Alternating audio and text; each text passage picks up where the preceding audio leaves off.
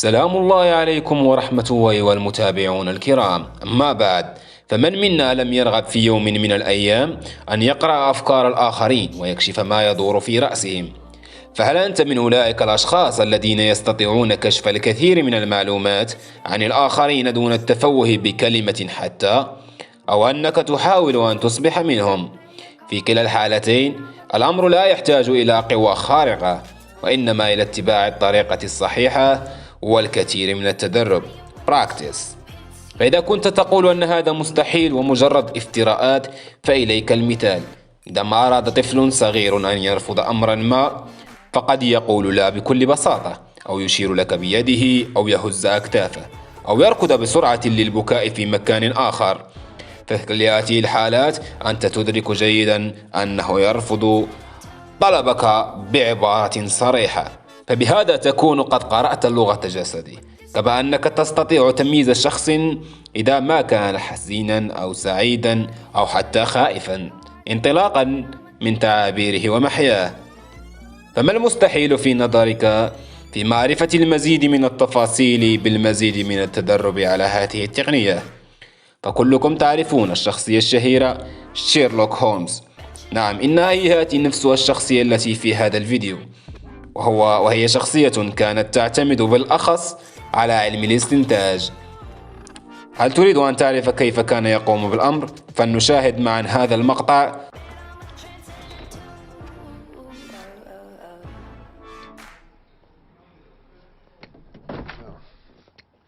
Bit different from my day. You've no idea. Mike, can I borrow your phone? There's no signal on mine.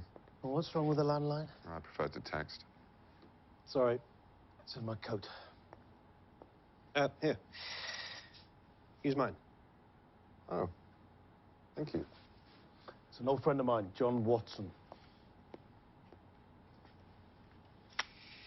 Afghanistan or Iraq? Sorry? Which was it, Afghanistan or Iraq? Afghanistan. Sorry, how did you... Molly, coffee, thank you. What happened to the lipstick? It wasn't working for me. Really? I thought it was a big improvement. Mouth's too small now. Okay. How do you feel about the violin? Sorry, what? I play the violin when I'm thinking. Sometimes I don't talk for days on. And would that bother you? Potential flatmates should know the worst about each other. You told him about me? Not a word. Then who said anything about flatmates? I did. Told Mike this morning that I must be a difficult man to find a flatmate for. And now here he is, just after lunch with an old friend, clearly just home from military service in Afghanistan. Wasn't a difficult leap. How did you know about Afghanistan? Got my eye on a nice little place in central London. Together we ought to be able to afford it. We'll meet there tomorrow evening, 7 o'clock. Sorry, got a dash. I think I left my riding crop in the mortuary. Is that it? Is that what? We've only just met, and we're going to go look at a flat. Problem? We don't know a thing about each other. I don't know where we're meeting. I don't even know your name. I know you're an army doctor and you've been invalided home from Afghanistan. I know you've got a brother who's worried about you, but you won't go to him for help because you don't approve of him, possibly because he's an alcoholic, more likely because he recently walked out on his wife, and I know that your therapist thinks you're limp psychosomatic, quite correctly, I'm afraid. It's enough to be going on with, don't you think? The name's Sherlock Holmes and the address is 221B Baker Street. Afternoon. Yeah, he's always like that.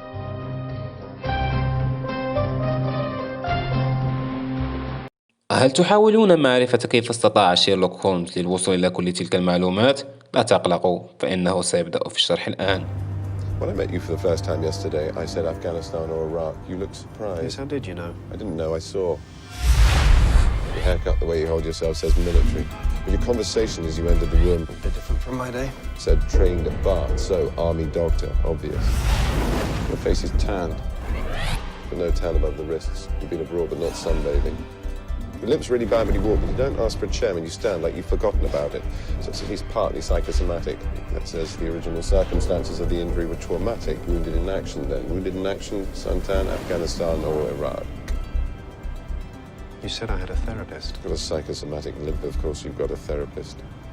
Then there's your brother. Your phone, it's expensive, email-enabled MP3 player. Are you looking for a flat share? You wouldn't waste money on this. It's a gift, then. Scratch is not one, many over time. It's been in the same pocket as keys and coins. Man said your next bit wouldn't treat as one luxury item like this, so it's had a previous owner. Next bit's easy, you know it already. The engraving. Harry Watson, clearly a family member who's given you his old phone.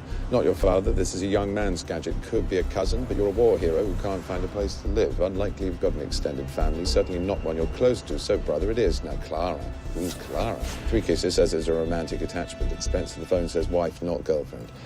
She must have given it to him recently. This model's only 6 months old. Marriage in trouble then. 6 months on, he's just given it away. If she'd left him, he would have kept it. People do sentiment, but no, he wanted rid of it. He left her.